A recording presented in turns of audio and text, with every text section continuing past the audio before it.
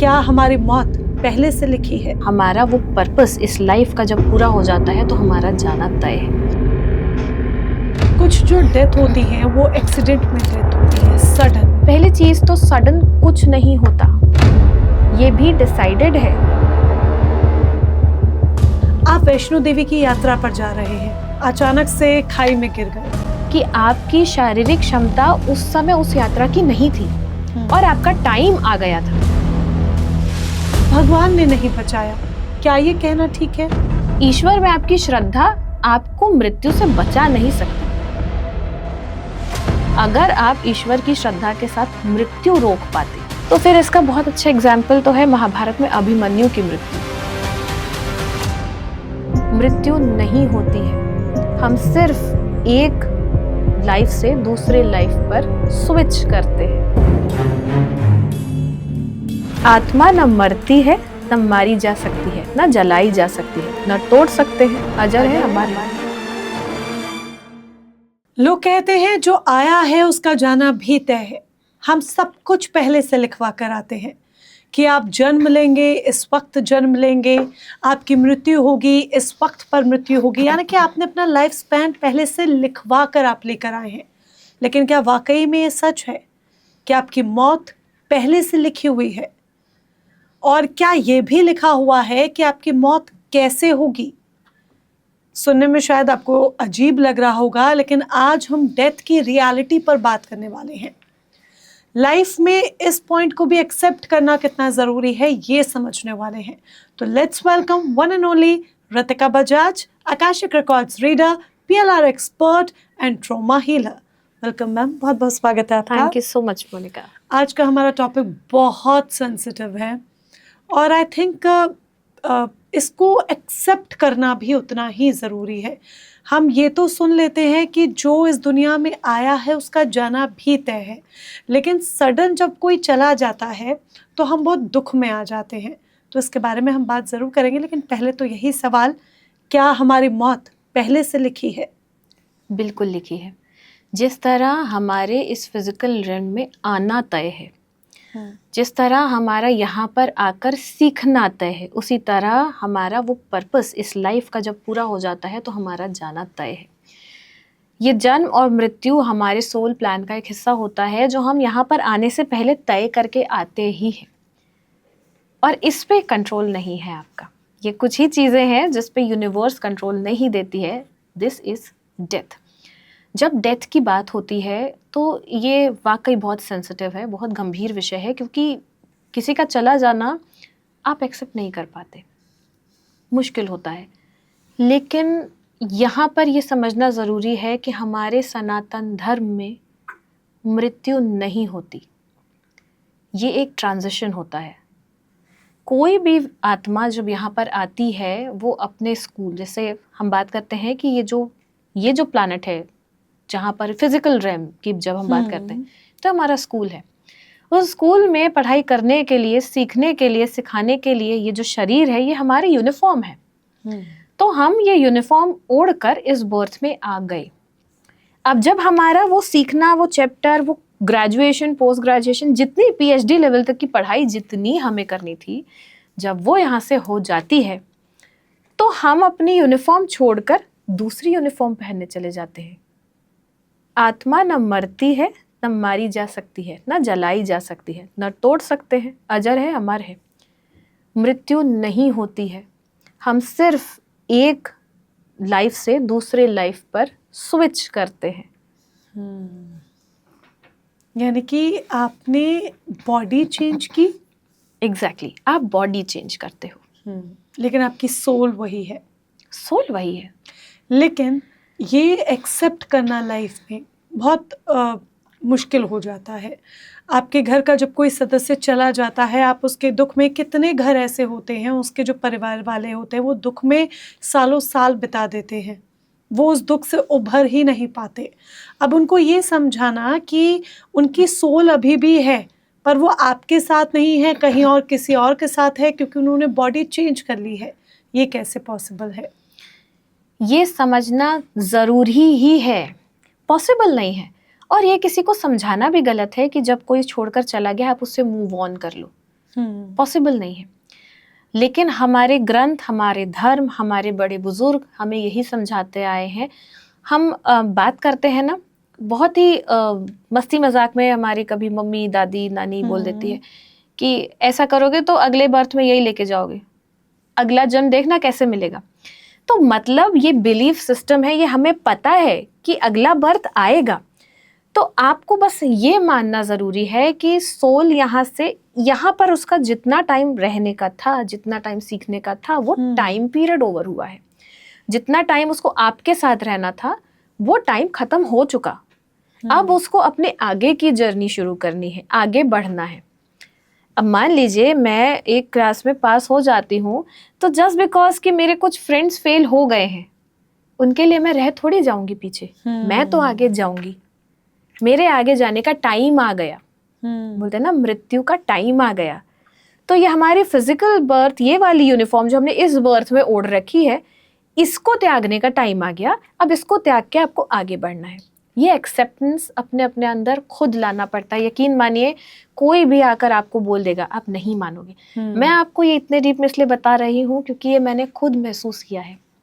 मेरे अपने ही बहुत क्लोज कजिन जो 30 साल की उम्र में छोड़कर चले गए। मतलब बचपन से साथ पढ़े हुए हैं हम। I belong to a psychic family, being into this psychic readings, intuitions, everything. पता था हमें, 6 महीने पहले से पता था कि वो नहीं रहेगा। फिर भी हमारे अंदर ये एक्सेप्टेंस नहीं थी कि ये चला जाएगा, लेकिन ये एक्सेप्टेंस थी मोनिका कि हम कुछ नहीं कर सकते, उसको जाना ही है। मृत्यु से नहीं जीत सकते आप। मतलब टेन्योर एंड करने से, फिजिकल बॉडी के छोड़ जाने से, जो टेन्योर उसका एंड हुआ, उससे नहीं जीत सकते आप, वो जाएगा ही। और ये अपनी अवेयरनेस में रखना ही पड़ता है कि जो आता है वो यहाँ रुकने नहीं आया है, घरौंदा बसाने नहीं आया है, वो यहाँ सीखने आया है। उसका सीखने का टाइम पूरा हो गया, अब वो अपनी आगे की जर्नी पूरी करेगा, आगे जाकर कुछ और सीखेगा। अच्छा, कुछ जो डेथ होती है वो एक्सीडेंट में डेथ होती है, सडन। तो क्या ये सब भी पहले से लिखा है कि किसी की डेथ होगी, सडन होगी, आपकी डेथ होगी, और आपने अपने डेथ का जो एग्जिट पॉइंट है वो एक एक्सीडेंट चुना है? हर डेथ के लिए कम से कम 5 एग्जिट पॉइंट्स होते हैं। अगर आपने एक एग्जिट पॉइंट क्रॉस कर लिया तो आपका जो, क्योंकि एग्जिट आ गया था आपका, ठीक है, आपका सोल यहाँ तक प्लान करके आया था कि ये इतना पर्पस है मेरा, यहाँ पर अब मैं जा सकता हूँ, हो गया मेरा काम। अगर आपने वो क्रॉस कर लिया तो हर एक एग्जिट पॉइंट पर आपकी शारीरिक तकलीफें बढ़ने लग जाती हैं। कई लोगों को आपने देखा है ना कि वो कम से कम 10 से 12 सालों पर बेड पर हैं। जो उनकी सेवा कर रहा है, हमें लगता है उन्हें कष्ट हो रहा है, तो क्या जो बेड पर है उन्हें कष्ट नहीं हो रहा? और वो ऐसी स्थिति पर आ जाते हैं क्योंकि वो अपने लास्ट डोर पर खड़े हैं और अब वो प्रे कर रहे हैं कि हो गया, मुझे यहाँ से ले चलो। हाँ, मेरे लिए वो पोर्टल ओपन करो कि मैं अपनी सोल की जर्नी को आगे लेकर जा पाऊं। ये सिर्फ मोह और माया है हमारे इस शारीरिक शरीर का। क्योंकि जितना आप अपने घर वालों से, अपने लोगों से, अपने बच्चों से, अपने माता पिता से, अपने पति पत्नी से क्लोज होते हो, जितना आप इमोशनली उनके साथ में बॉन्डेड होते हो, उससे कहीं ज्यादा रिश्ता आपका अपनी फिजिकल बॉडी के तो साथ होता है। ये घर है आपका ना। इस बर्थ में आप ये ओढ़कर आए, ये आपको प्रोटेक्शन दे रहा है, ये आपका हथियार है जो आपको इस बर्थ में जितनी चीजें सीखनी है उसके लिए यही तो सामने जाएगा। मेरी जो सोल है वो तो मेरे शरीर के अंदर छुपकर बैठी है, प्लान जो करके आई हूँ मैं, उस हिसाब से मेरी लाइफ चल रही है, ठीक है। तो वो मोह शरीर का, इस फिजिकल बॉडी का भी रह जाता है सोल के साथ में, जिसके कारण हम वो एग्जिट पॉइंट छोड़ देते हैं। अब जिनकी सडन डेथ होती है, पहली चीज तो सडन कुछ नहीं होता, ये भी डिसाइडेड है कि एक ऐसा इंसिडेंस आएगा, आपका प्लान हो चुका है पूरा, आप इसमें एग्जिट ले लो। अब अभी मेरे अपने पास कई एग्जाम्पल्स हैं जहां पर मैंने ये देखा है कि सिवियर एक्सीडेंट हुआ। अब वो आईसीयू में है, आईसीयू में नहीं है, वेंटिलेटर पे है, और वो 2 सालों से वेंटिलेटर पर है। अब ऐसी स्थिति भी नहीं है जब डॉक्टर बोल देते ना कि अब कुछ नहीं हो सकता है, हम वेंटिलेटर हटा देते हैं। नहीं, ये होप भी है कि वो ठीक हो सकते हैं, बट वो 2 सालों से वेंटिलेटर पर है। एग्जिट पॉइंट क्रॉस कर लिया और शारीरिक तकलीफें बढ़ गई। बीच में ऐसे साइंस दिखाते हैं कि ठीक हो रहे हैं, लेकिन दोबारा फिर उसी कंडीशन पर आ जाते हैं। जाना तय है, आपको ये मानना पड़ेगा। तो ये सोल को भी मानना पड़ेगा कि मेरा जाना तय है, तो इस एग्जिट पॉइंट को मुझे चुनना है। देखो, जब हम यहाँ पर आते हैं ना, तो हम एक्चुअली मोह माया त्यागना सीखने आते हैं। हम एक्चुअली डिटैचमेंट ही तो सीख रहे हैं। हर चीज, हमें पैसा कमाना है, घर बनाना है, बच्चे हैं, शादी है, क्यों कर रहे हैं? ताकि ये सब कुछ करके जब हम उस परमात्मा तक जाएं तो बिल्कुल प्योर हो जाएं, हर तरफ से डिटैच हो जाएं। तो ये सोल को, जो मोह शरीर का है, फिजिकल बॉडी का है, ये भी तो डिटैचमेंट का एक चैप्टर ही है जो आपको सीखना है। हाँ। तो ये सोल सीखना तो आपको पड़ता है, इसी लाइफ स्पैन में आपको यूनिवर्स सिखा देगा, नियति सिखा देगी। हमने कितने लोग देखे हैं, अभी एक रिसेंटली एक केस भी आया था जिन्हें इच्छा मृत्यु की जो इजाज़त है वो सुप्रीम कोर्ट ने दी थी। वो 13 सालों से भी ज़्यादा का वक्त हो गया था और एक बेड पर ही थे, उनके माता पिता उनकी सेवा कर रहे थे। तो क्या उनके साथ जो हुआ, क्या वो भी एक सोल लेसन था? वो सोल लेसन था, लेकिन यहाँ पर पूरी फैमिली का इन्वॉल्वमेंट था। वो केस मेरे बहुत करीब है क्योंकि मैंने देखा हुआ है। ओह हाँ, आप गाजियाबाद में रहती हैं, वो गाजियाबाद का ही केस है। बिल्कुल। वो यंग बच्चा कॉलेज में, उसके साथ एक एक्सीडेंट होता है जिसके कारण वो इस स्थिति पर आ जाता है, लेकिन उतने साल की सेवा उसको अपने पेरेंट्स से लेनी थी। ऑल्दो ही वॉज अनअवेयर, उसको पता नहीं था, लेकिन उसके पेरेंट्स को वो कर्ज चुकाना था। लेकिन इसमें सफर उस लड़के ने भी तो किया। बिल्कुल ना? किया, बिल्कुल। क्या सफरिंग का लेसन लेकर आया था? Exit point. तो एग्जिट पॉइंट अभी नहीं आया था? एग्जिट पॉइंट एक क्रॉस हो गया था। ओके। उस केस में 2 एग्जिट पॉइंट्स क्रॉस हुए थे। जब उन्होंने वो एग्जिट पॉइंट सेलेक्ट नहीं किया, क्योंकि यहाँ पर आपके कई बार ऐसा होता है, आपने कई स्टोरी सुनी होगी, कई क्लेयरवॉयंट ने, जो जिनकी डेथ बेड से वो उठकर आए हैं और उन्होंने बुक्स भी लिखी हुई हैं। Yes. उन्होंने अपना वो डेथ का पूरा एक्सपीरियंस शेयर भी किया है कि जब मैं बॉडी छोड़कर चली गई थी, हाँ. टनल्स से होकर गुजरी थी, लेकिन मैं वापस आ गई। वो वापस आना ना, हमारा अपनी बॉडी और दूसरे हमारा जो यहाँ पर लोग खड़े हैं हमारे आसपास, उनको देखकर भी हम ये डिसीजन लेते हैं कि अभी नहीं जाना, थोड़ा वक्त और गुजारना है इनके साथ में। और जब आप ये डिसीजन लेते हो तो कहीं ना कहीं आपकी लाइफ में वो थोड़ा कष्ट बढ़ता ही है। डेफिनेटली इस पर हम एक डिटेल्ड पॉडकास्ट ज़रूर आगे चलकर करेंगे कि डेथ के बाद क्या होता है, डेथ के बाद क्या आफ्टर लाइफ के बारे में, जो आपने अभी जिक्र किया। बट अपने ही टॉपिक पर अभी लौट कर आते हुए, कई बार हम देखते हैं आप वैष्णो देवी की यात्रा पर जा रहे हैं, अचानक से खाई में गिर गए, तो क्या आपने ये चुना है? आप तो बल्कि एक स्पिरिचुअलिटी के पाथ पर जा रहे हैं, भक्ति मार्ग पर जा रहे हैं, आप जय माता दी के जयकारे लगा रहे हैं, लेकिन अचानक आपकी मौत हो गई। क्या ये भी सोल ने चुना है?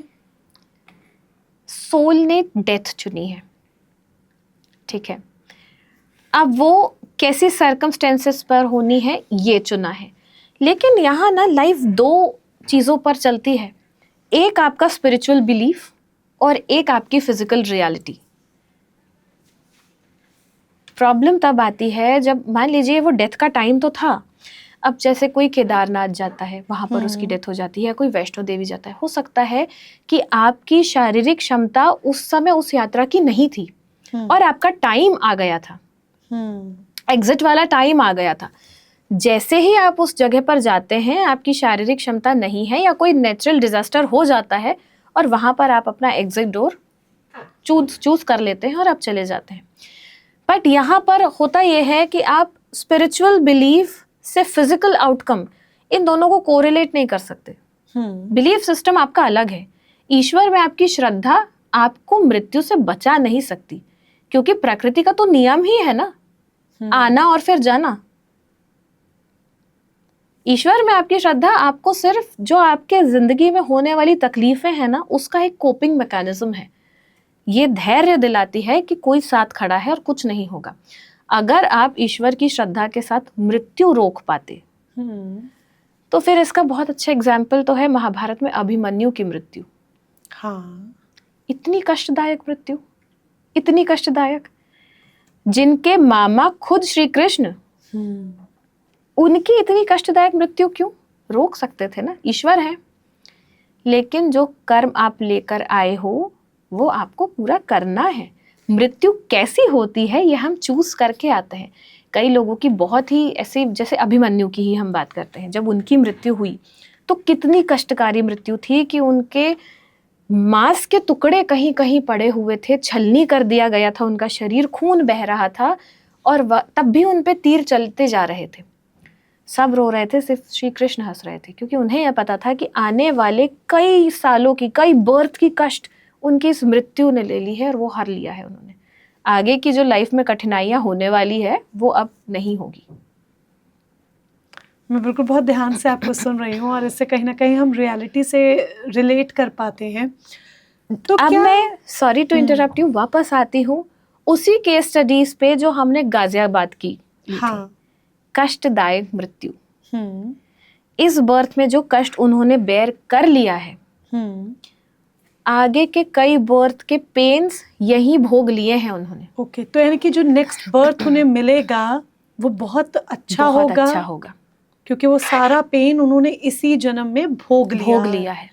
अच्छा, ये जो वैष्णो देवी वाला भी मैंने आपसे बात की, या किसी भी हम धार्मिक यात्रा की बात कर ले, वहाँ प्रलय आ जाती है या बस खाई में गिर जाती है या आप अचानक से गिर जाते हैं, कुछ भी हो जाता है, आपकी डेथ हो जाती है, तो भगवान के मार्ग पर जब आप हैं तो ये होता है कि भगवान ने नहीं बचाया, क्या ये कहना ठीक है? बिल्कुल नहीं। मैंने आपको वही बोला ना कि लाइफ 2 लेयर पे चलती है, एक आपका स्पिरिचुअल बिलीफ और एक आपकी फिजिकल रियलिटी।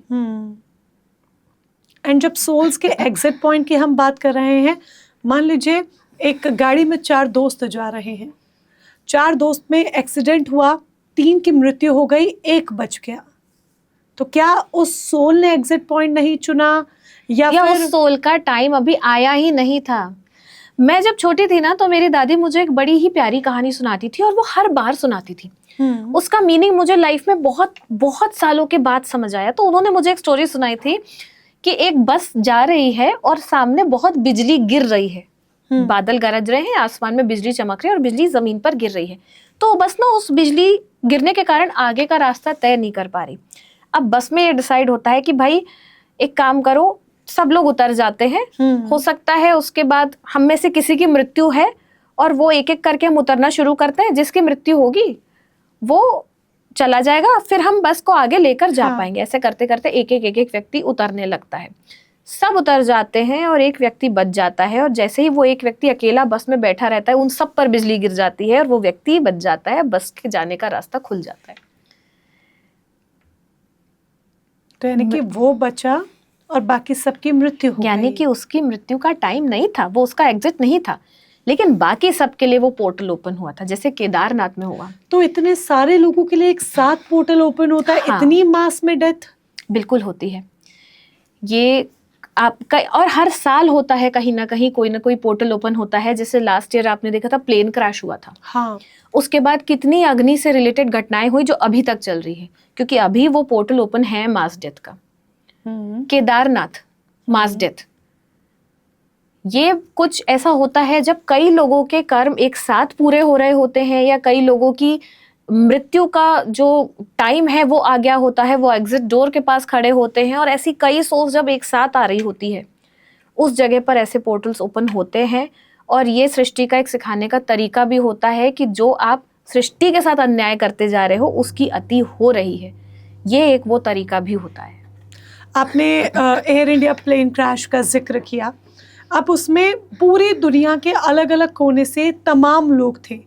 अगर सभी के कार्मिक साइकिल कंप्लीट हो गई थी और मास अमाउंट में डेथ होनी लिखी थी, तय थी, और वो एक्सीडेंट हुआ, तो क्या ये हर कोई एक दूसरे से रिलेट कर सकता है कि आप इंडिया के हैं, आप यूएसए के हैं, आप दुबई के हैं, ये सब रिलेट करेंगे आपस में? बिल्कुल, आपस में उनका रिलेशन नहीं, उनका टाइम, जाने का टाइम एक साथ आया, वो मास डेथ की कंडीशनिंग वहां पर बन गई। अब आप इसी, अगर हम एयर इंडिया प्लेन क्रैश की बात करते हैं तो 2 एग्जाम्पल लेते हैं।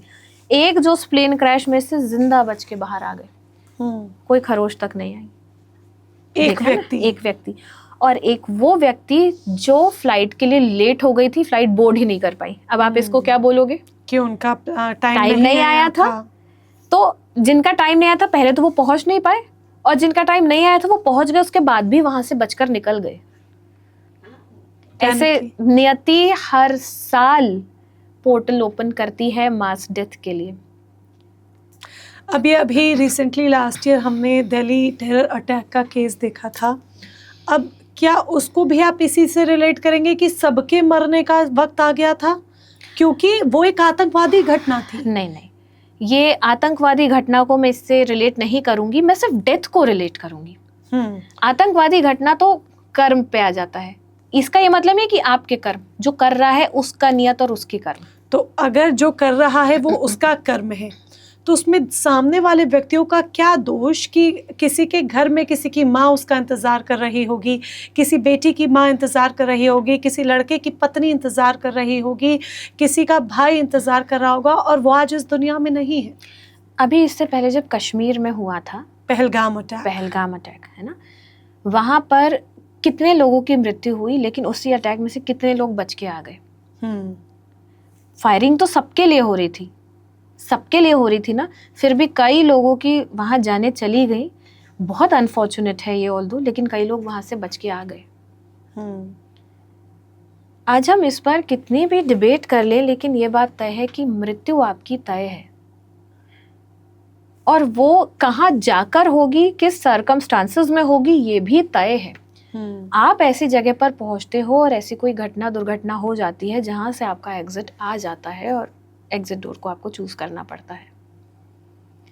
अब वो इंसिडेंट आप वॉर जब होती हैं, जब हमारी सेना वॉर में जा रही होती है, लड़ रही होती है फ्रंट पे जाकर, उसमें भी तो कई लोग शहीद होते हैं, लेकिन कई लोग उसी वॉर से बचकर आ जाते हैं। कई लोग किसी न किसी फिजिकल डिसेबिलिटी के साथ आ जाते हैं, किसी के हाथ नहीं रहते, किसी के पैर नहीं रहते हैं, किसी के आंखों की रोशनी चली जाती है उसी अटैक के कारण, लेकिन वो जी रहे होते हैं, क्योंकि उनको इस पेन के साथ में आगे लाइफ जीनी है। उनका वो कर्म वहाँ पर करना था, पूरा होना था, वहीं जाके उनकी मृत्यु तय थी। क्या सोल भी अपना एक लेसन लेकर आती है कि लाइफ में हमें ये लेसन कंप्लीट करना है और उसके बाद हमारी मृत्यु होगी, या फिर हमारी मृत्यु भी किसी सामने वाले व्यक्ति को एक लेसन दे जाएगी? ऐसा कई बार होता है, कई सोल ये चूज करके आती है कि उनकी मृत्यु के बाद में मास अवेकनिंग होगी। जैसे आपने एक केस देखा होगा, लास्ट ईयर का केस था, वो वीडियो बहुत वायरल हुआ था। एक व्यक्ति ने सुसाइड किया था, वुमेन के अगेंस्ट, अपनी वाइफ के अगेंस्ट उसने कुछ वीडियोस बनाए थे, और उसके बाद में उसने बोला था अतुल जी, तो वो मास अवेकनिंग थी। ठीक है, ऐसे ही कई लोग डेथ ऐसी चूज करते हैं, जैसे अभी शेफाली जरीवाला की जब डेथ हुई थी, उसके बाद में आपने देखा था कितने लोग इस बात पर बात कर रहे थे कि जो हम ये बोटॉक्स कराते हैं, या जो हम थेरेपीज लेते हैं, बेसिकली वो सर्जरीज कराते हैं, या जितने भी हम ये कॉस्मेटिक एक्सपेरिमेंट्स कर रहे हैं, ये नहीं करने चाहिए, क्योंकि कहीं ना कहीं ये आपके इंटरनल बॉडी को हैम्पर कर रही है। तो एक तरीके से हम अगर समझना चाहें तो उसको समझ सकते हैं कि वो एक पर्पस था उनका, वो एक्सपेरिमेंट्स कर रही थी, ऐसा बोला जाता है। व्हेन शी डाइड, ये सारी चीजें ऊपर निकल कर आ गई कि नहीं करना चाहिए, क्योंकि वो एक अवेकनिंग देकर गई, लोगों को जगा कर गई। तो कई बार सोल इस तरीके का एक एजेंडा लेकर आती है कि मुझे ऐसे ही डेथ नहीं लेनी है, मुझे कई लोगों को जगा कर एग्जिट लेनी है। एग्जिट लेकिन सबको लेनी है। ठीक है, आपने ये कहा कि आपका जो एग्जिट पॉइंट है वो पहले से तय है। फिर जब हम डिवाइन प्लेसेस की बात कर रहे हैं, तब तो ये भी बात आ जाती है कि आपके फेथ का कोई प्रोटेक्शन ही नहीं है, या फिर आपके फेथ का कोई बिलीफ सिस्टम ही नहीं था। कहाँ गया वो फेथ कि आप एक यात्रा पर गए और वहाँ आपकी मृत्यु हो गई? आपकी गाड़ी में, आप हर कोई जब गाड़ी लेता है तो उसमें हम जिसको भी मानते हैं उनकी फ़ोटो लगाते हैं जी, है ना। तो क्या हमारी गाड़ी में कोई सेफ्टी फीचर नहीं है, लेकिन हम जिसको बिलीव करते हैं, जिनको मानते हैं, उनकी पिक्चर है, तो हमारे एक्सीडेंट नहीं होंगे? भगवान पे बिलीव करना आपका सेफ्टी फीचर नहीं है, ये आपका कोपिंग मैकेनिज्म है। वो बिलीव सिस्टम आपको अंदर से हिम्मत देता है, स्ट्रेंथ देता है। अगर हम दोबारा चले अभिमन्यु की, तो वो उस जंग में जब उन पे तीर पड़ रहे थे तब भी खड़ा हुआ था, डटा हुआ था। वही बिलीव सिस्टम जो उसको वो हिम्मत दे रहा था, स्ट्रेंथ दे रहा था कि मैं हूं पीछे। ये आपको मृत्यु से नहीं बचाएगा, और ये एक्सपेक्टेशन रखना भी गलत है। जिसका आना तय है ना मोनिका, उसका जाना भी तय है। क्योंकि अगर वो नहीं जाता है तो सोचिए कि वो अपने लाइफ में आगे इवॉल्व कैसे हो रहा है। सोल की पर्पस कहाँ पूरी हो रही है? आपका लाइफ का पर्पस पूरा हो रहा है या वो भी नहीं हो रहा है? सोल कहाँ इवॉल्व हो रही है? तो मृत्यु तो सिर्फ आपके उस सोल के इवोल्यूशन की तरफ एक स्टेप है ना, कि ये चैप्टर खत्म हो गया, अब यहाँ से आगे एग्जिट, अब नए चैप्टर की शुरुआत है। हमारी प्रॉब्लम ही ये है कि हम स्पिरिचुअल बिलीफ से फिजिकल आउटकम को कंट्रोल करना चाहते हैं। भगवान आपकी स्ट्रेंथ है, हाँ, वो आपको हिम्मत देते हैं, वो आपके साथ हर परिस्थिति में डटे रहते हैं, खड़े रहते हैं। लेकिन भगवान आपको ये संकेत भी तो देते हैं, मैं पीछे हूं लेकिन करना तुम्हें है, करेगा तू, मैं कुछ बदलूंगा नहीं, तेरे जगह मैं ये यहाँ इस रास्ते पे चलूंगा नहीं, तेरे साथ चलूंगा, तू चल, मैं हिम्मत बन के तेरे साथ चलूंगा। लेकिन अगर उसके बदले में हम ये बोले, भगवान को बटरिंग करने लग जाए कि आपकी फोटो तो लगाई है ना मैंने, मुझे कुछ नहीं होना चाहिए, मुझे बचा लो, बट आपका एग्जिट तो वैसे ही प्लान था ना, आपका एग्जिट एक्सीडेंट में प्लान हुआ था। तो जो लिखा है वो होना है, जो हमने शुरुआत की थी बात की, अंत में आके वो प्रूव होती है और हमें समझ में आता है कि जो लिखा है वो होकर ही रहेगा और उसको आप बदल नहीं सकते हैं। बिल्कुल नहीं बदल सकते। yes. आपको उसको मानकर आगे चलना चाहिए। और फिर जिसकी ये सडन डेथ होती है, एक्सीडेंटल मृत्यु होती है, उसके पीछे भी तो आपका पास्ट लाइफ है ना जिम्मेदार, कि ये छोटा सा लाइफ स्पैन लेकर आप क्यों आए। इसीलिए हमेशा अपने एक्शंस पे, अपने कर्मों पर ध्यान दीजिए, क्योंकि आपकी लाइफ भी एक दूसरे से कनेक्टेड है, आपकी पास्ट आपके प्रेजेंट से, प्रेजेंट आपका फ्यूचर से। थैंक यू सो मच अपना टाइम देने के लिए। और ये बहुत डीप कॉन्वर्जेशन आज की हमारी रही है। उम्मीद करते हैं हमारे व्यूअर्स को अच्छी लगी होगी और उनके जीवन में एक बदलाव भी लेकर आए। तो उम्मीद यही करते हैं कि इस डीप कॉन्वर्सेशन से आपके जीवन में एक बदलाव ज़रूर आए। बदलाव अब हम ये नहीं कहेंगे कि हाँ मौत को एक्सेप्ट करना शुरू कर दीजिए, कि बदलाव क्या यही है कि मौत के बारे में अब बात होगी क्या। देखिए, ये जीवन की कड़वी सच्चाई है, कड़वी हकीकत है। आपके घर का कोई करीबी, आपका कोई सगा संबंधी अगर आपसे दूर हो गया है, वो इस दुनिया में अब नहीं रहा है, तो उसको एक्सेप्ट आपको करना होगा। उस ट्रॉमा से आपको हील करना होगा, उस ट्रॉमा से आपको बाहर निकलना होगा, क्योंकि ये रियलिटी है, ये लिखा हुआ है, आप इसको बदल नहीं सकते। जो भी है वो सब लिख कर आया है। लेकिन हाँ, इस ट्रॉमा, इस पेन को रिलीव किया जा सकता है, कम किया जा सकता है, सही डायरेक्शन में बढ़ा जा सकता है आकाशिक रिकॉर्ड्स, PLR के ज़रिए, ट्रॉमा हीलिंग के ज़रिए। और उसके लिए कहीं ना कहीं हमें वो गाइडेंस ज़रूर चाहिए होती है। अगर आप भी चाहते हैं कि हम आपकी लाइफ की किसी स्पेसिफिक प्रॉब्लम पर बात करें तो कमेंट में ज़रूर बताइएगा।